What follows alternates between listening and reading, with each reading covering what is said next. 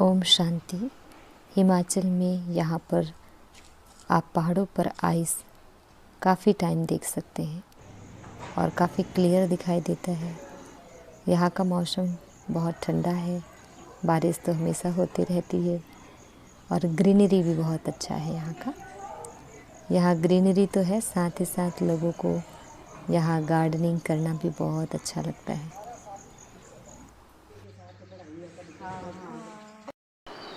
ओम शांति। 30 जून 2023 की मुरली। मीठे प्यारे बाबा हम बच्चों से कह रहे हैं, मीठे बच्चे, इस पुरानी दुनिया, पुराने मांडवे से अब दिल हटा लो। तुम्हें बाप के पास वापस जाना है, इसलिए घर को याद करो। आज प्रश्न है, अपनी अवस्था अच्छी बनाने के लिए किस बात का बहुत ध्यान रखना चाहिए? उत्तर है भोजन का। सेंसिबल बच्चे अपने हाथ से योग में रहकर भोजन बनाएंगे और खाएंगे। अगर कोई बाबा को याद कर प्रेम से बैठ भोजन बनाए और खाए तो अवस्था बहुत अच्छी हो सकती है। बाबा की याद में भोजन बनाएंगे तो बाबा भी वासना लेंगे। सर्विस एबल बच्चों को बहुत फुर्त बनना चाहिए। हर प्रकार की सेवा अपने हाथ से करनी है। आज गीत है, मुझको सहारा देने वाले ये दिल कहे तेरा शुक्रिया। ओम शांति।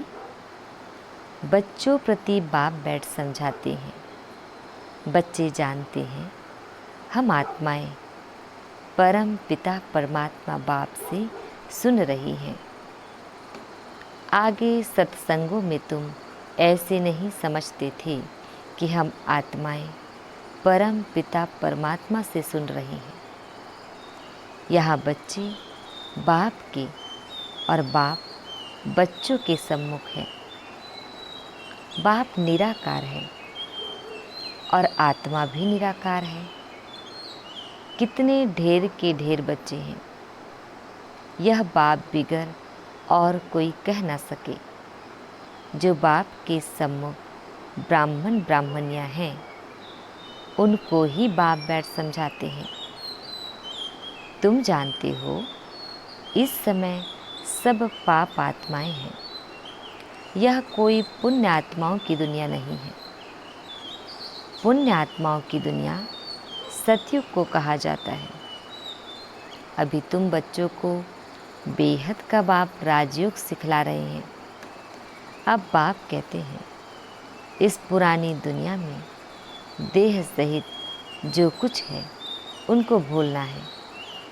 उनसे वैराग्य आना चाहिए। यह है बेहद का वैराग्य। तुमको कोई जंगल में नहीं जाना है, रहना गृहस्थ व्यवहार में ही है। परंतु इस पुरानी दुनिया से दिल नहीं लगानी है।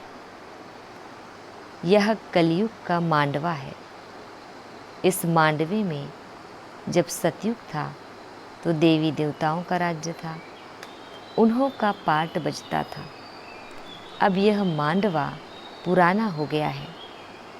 पुण्य आत्माओं की दुनिया सतयुग को कहा जाता है। अभी तुम इन आँखों से जो कुछ देखते हो वह पुरानी चीज ही है। यह 84 जन्म पूरे करने हैं, तो इस पुरानी दुनिया से दिल नहीं लगानी है। दिल लगानी है नई दुनिया से। अब तो यह पुराना शरीर छोड़कर हमको वापस जाना है। खुशी रहनी चाहिए। बाबा हमको फिर से वापस ले जाने आए हैं। फिर से हमको स्वर्ग में जाकर पाठ बजाना है। गोया गृहस्थ व्यवहार में रहते ममत्व मिटा देना चाहिए। पुरानी दुनिया को कब्रिस्तान बनना ही है। नाटक के एक्टर्स पार्ट पूरा करते हैं तो फिर घर याद पड़ता है। तुम भी जानते हो, हम ब्राह्मणों ने 84 जन्मों का पार्ट बजाया। 84 का चक्र ही कहा जाता है। वर्णों को याद करना पड़ता है। शिव बाबा बैठ फूलों को देखते हैं, इनकी आत्मा भी देखती है और फिर बाबा को भी याद करती है। बाबा ने हमको यह ज्ञान सुनाया है। वही बाप, टीचर, सद्गुरु है। कोई शास्त्र तो हाथ में नहीं है। बच्चियां भी कहेंगे शिव बाबा ने सृष्टि चक्र की नॉलेज दी है, वह आपको सुनाती है, तो सद्गुरु ही याद पड़ेगा। आत्माओं के रूप से बाबा भी याद आता है। सारे वर्ल्ड की हिस्ट्री, ज्योग्राफी भी याद पड़ती है। यह भी जानते हो, वहाँ हम आत्माएं नंगी रहती हैं, पॉइंट ऑफ लाइट के रूप में परमधाम में। बाप तो सदैव अशरीरी है। अभी हमको इस शरीर द्वारा कल्प पहले मुआफिक शिक्षा दे रहे हैं। बरोबर हम आत्मा हैं। पुण्य आत्मा, पाप आत्मा कहा जाता है। पाप व पुण्य परमात्मा नहीं कहा जाता है। सन्यासियों को भी महान आत्मा कहेंगे।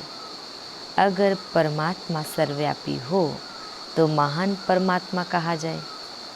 ऐसे तो हो नहीं सकता कि परमात्मा बैठ यज्ञ तप आदि करे। भक्त भगवान को ढूंढते हैं। यह भी ड्रामा के अंदर भक्ति मार्ग की नोंद है।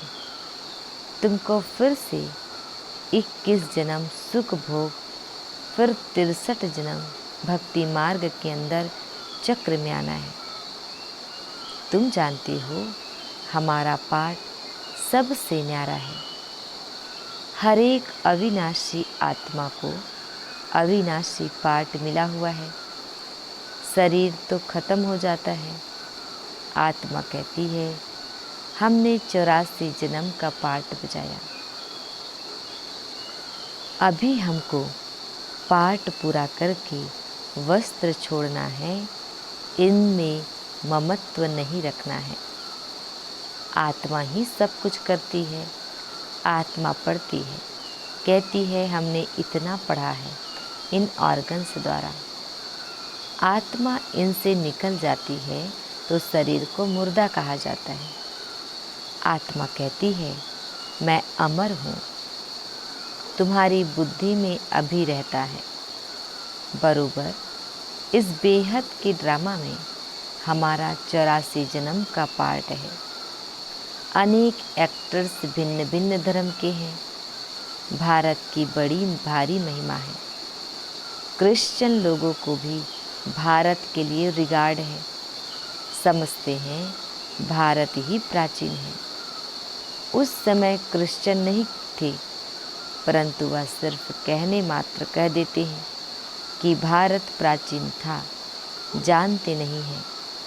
वहाँ तो देवी देवताओं का राज्य था, जिनको भगवती भगवान कहते हैं। गॉड कृष्णा नहीं, लॉर्ड कृष्णा कहते हैं। श्री कृष्ण के अथवा देवताओं के बहुत पुराने चित्र मांगते हैं, क्योंकि फिर भी सबके बड़े हैं न देवी देवताएं। भारत की बड़ी महिमा है। गीता में अगर नाम न बदले तो सब जानते कि हम मनुष्य आत्माओं के बाप का यह भारत खंड जन्म स्थान है। शिव के मंदिर तो जहाँ तहाँ हैं। पतित पावन बाप पतित दुनिया में ही आकर सबको पावन बनाते हैं, तो ऊंच हुआ ना, महिमा भी होती है। शिवाय नमः। तुम मात पिता हम बालक तेरे, तुम्हारी कृपा से सुख घनेरे। तुम ज्ञान के सागर हो, तुम्हारी गत मत न्यारी है। तुम्हारी महिमा अपरम अपार है, परंतु फिर उनको भूल जाते हैं। इसलिए भारत की महिमा उड़ गई है। अब बच्चे बाहर विलायत में जाएंगे तो उन्हों को समझाना है, सब आत्माओं का बाप वह निराकार है। तुम गॉड फादर को पुकारते हो, परंतु वह कब आते हैं यह पता नहीं है। वह यूरोपवासी यादव भी जानते हैं। हमने यह जो मुसल बनवाए हैं, इनसे जरूर हम अपने कुल का विनाश करेंगे। महाभारत लड़ाई मशहूर है, सामने मौत खड़ा है। भारत प्राचीन है तो उसके मददगार भी बहुत बनते हैं। समझते हैं भारत बहुत धनवान था। इतना तो खजाना था जो बाद में मुसलमानों ने हीरे मणियाँ आदि ले जाकर कब्रों में लगाई है। बच्चे जानते हैं बरोबर भारत में देवी देवताओं का राज्य था। अभी हम फिर से वह राज्य ले रहे हैं। सिवाय योग बल के कोई विश्व का मालिक बन न सके। क्रिश्चियन लोग हैं एक ही धर्म के, फिर भी आपस में लड़कर अपने कुल का विनाश कर देते हैं। यादव कुल वाले मुसलों द्वारा आपस में लड़ते हैं। यह जानते हैं कि बॉम्ब से सारी दुनिया ही उड़ जाएगी, हम राज्य कर नहीं सकेंगे। तुम जानते हो, दो बंदर लड़ेंगे, मक्खन बीच में हमको मिल जाएगा। तुम पुरुषार्थ कर रहे हो। अब तुम बच्चों को इस पुरानी दुनिया से वैराग्य आना चाहिए, क्योंकि जानते हैं यह सब खत्म होने वाले हैं। याद एक बाप को करना है। कब्रिस्तान को क्या याद करना है? कब्रिस्तान खत्म हो फिर परिस्तान बनना है। नहीं तो सतयुग में इसी ही भारत में हीरे जवाहरात की खानियाँ थी, अब तो सब खत्म हो गई है। बच्चों ने साक्षात्कार किया है कैसे विमानों में सोना आदि ले जाते हैं। बच्चों ने साक्षात्कार किया है कैसे विमानों में सोना आदि ले आते हैं। वह सृष्टि ही नहीं बन जाएगी। वहाँ कितने अच्छे अच्छे फल फूल होते हैं, हर चीज़ वहाँ अच्छी होती है। गंध करने व दुख देने वाली कोई चीज़ होती ही नहीं है, इसलिए उनको स्वर्ग कहा जाता है। तो अब एक ही साजन सब सजनियों को ले जाने आए हैं। शरीर तो सबके यहाँ खलास हो जाएंगे, या होलिका आदि सब यहाँ के उत्सव हैं, परंतु उनके महत्व का यथार्थ किसको पता नहीं है। रक्षाबंधन का भी उत्सव है, रावण को जलाने का भी उत्सव है। बाबा ने समझाया है सारी सृष्टि इस समय रावण का घर है, सब शोक वाटिका में है। कितने दुखी हैं, तो सबसे ममत्व मिटा देना चाहिए। अभी हम वापस घर जा रहे हैं, घर को ही याद करना है। सतयुग में जब शरीर बूढ़ा होगा तब समझेंगे अब यह पुराना शरीर छोड़ नया लेते हैं। अभी तुम समझते हो हमको वापस जाना है, इसलिए देह अभिमान छोड़ना है। दुनिया इन बातों को नहीं जानती है। कह देते आत्मा सो परमात्मा, परमात्मा सो आत्मा। बाप समझाते हैं यह झूठ है। अगर भक्त ही भगवान है तो फिर भगवान को क्यों याद करते हो? पतित पावन तो एक निराकार बाप गाया हुआ है। कहते हैं मुझे पतित दुनिया में ही आना पड़ता है, फिर इनको और तुम सब बच्चों को पावन बनाता हूँ। सारी दुनिया को पावन बनाकर वापस ले जाता हूँ। वहाँ परम धाम में सब आत्माएं पवित्र ही रहती है। फिर यहाँ सतो रजो तमो में पास कर अंत में पतित बन पड़ी है। यह है सबका अंतिम जन्म। लक्ष्मी नारायण भी अब अंतिम जन्म में है। पतित पावन एक ही बाप है। इस सृष्टि चक्र को समझना बहुत सहज है। माताएं भी इस गोले पर अच्छी रीति समझा सकती हैं। इसमें सिर्फ बुद्धि की समझ चाहिए। चित्र पर समझाना बहुत सहज है। बाप बिगर यह नॉलेज कोई समझा नहीं सकता और कोई पास यह चित्र है नहीं। इन चित्रों का बहुत बहुत मान होगा। बाबा कहते हैं, जो पढ़े लिखे हैं उन्हों को यह झाड़ त्रिमूर्ति का चित्र भेजो, विलायत में भी भेज दो। इनसे फर्स्ट क्लास सर्विस हो सकती है। रूबरू जाकर समझा सकते हो। यह भी नॉलेज है ना। कॉलेजों में यह होनी चाहिए तो उन्हों को बेहद के हिस्ट्री ज्योग्राफी की नॉलेज मिले। जो ब्राह्मण कुल के होंगे उन्हों को तीर लग जाएगा। भिन्न भिन्न प्रकार के डायरेक्शन बाबा देते रहते हैं।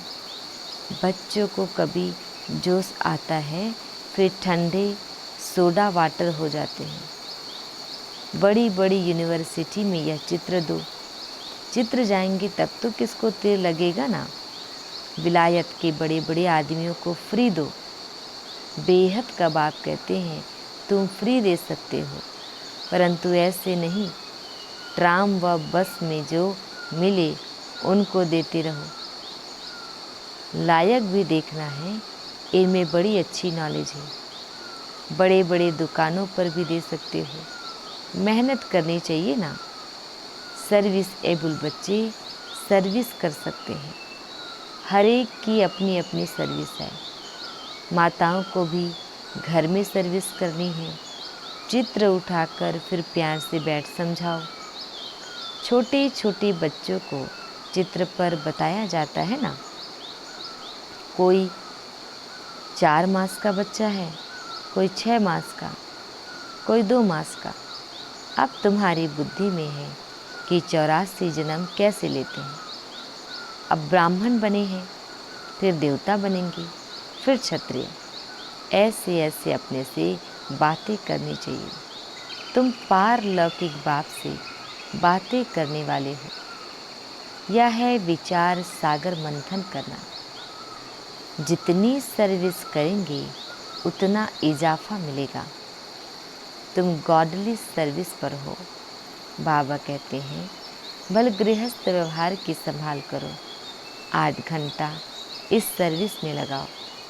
तुमको बेहद का खजाना मिलता है। सारा दिन बुद्धि में यह स्वदर्शन चक्र फिरना चाहिए। 84 का चक्र याद आना चाहिए। यह भूल क्यों जाते हो।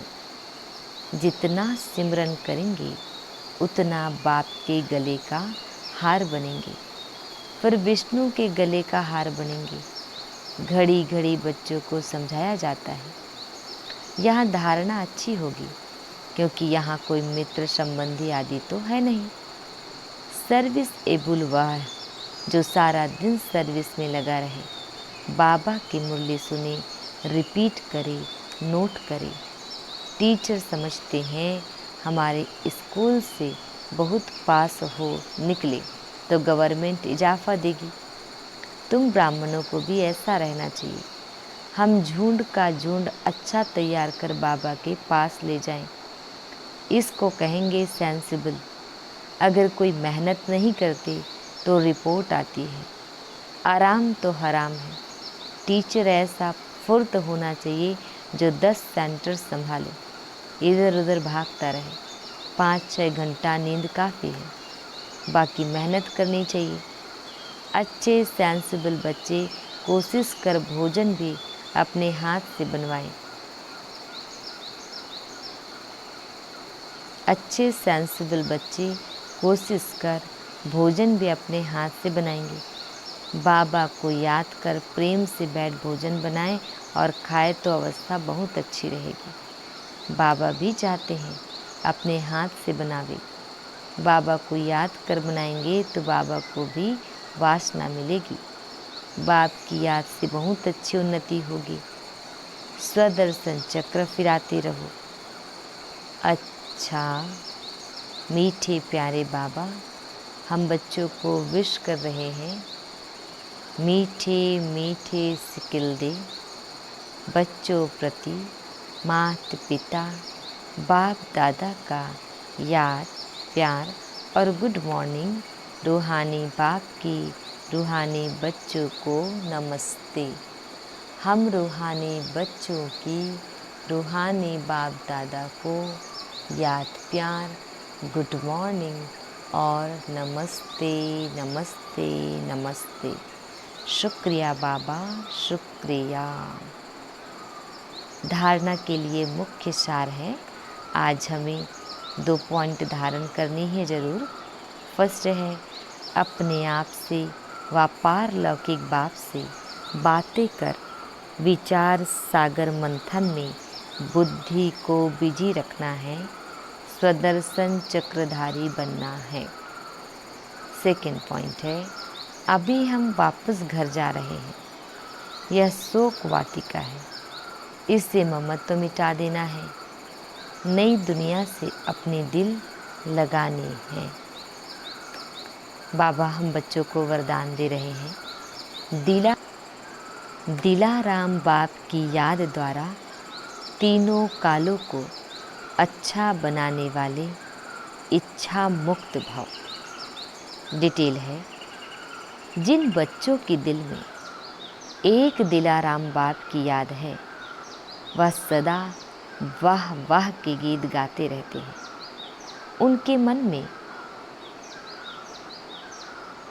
उनके मन से स्वप्न में भी हाय शब्द नहीं निकल सकता, क्योंकि जो हुआ वह भी वाह, जो हो रहा है वह भी वाह, और जो होना है वह भी वाह। तीनों ही काल वाह वाह है, अर्थात अच्छे ते अच्छा है। जहाँ सब अच्छा है वहाँ कोई इच्छा उत्पन्न नहीं हो सकती, क्योंकि अच्छा तब कहेंगे जब सब प्राप्तियाँ हैं। प्राप्ति संपन्न बनना ही इच्छा मुक्त बनना है। स्लोगन, संस्कारों को ऐसा शीतल बना लो जो जोश व रोब के संस्कार इमर्ज ही ना हो। ओम शांति।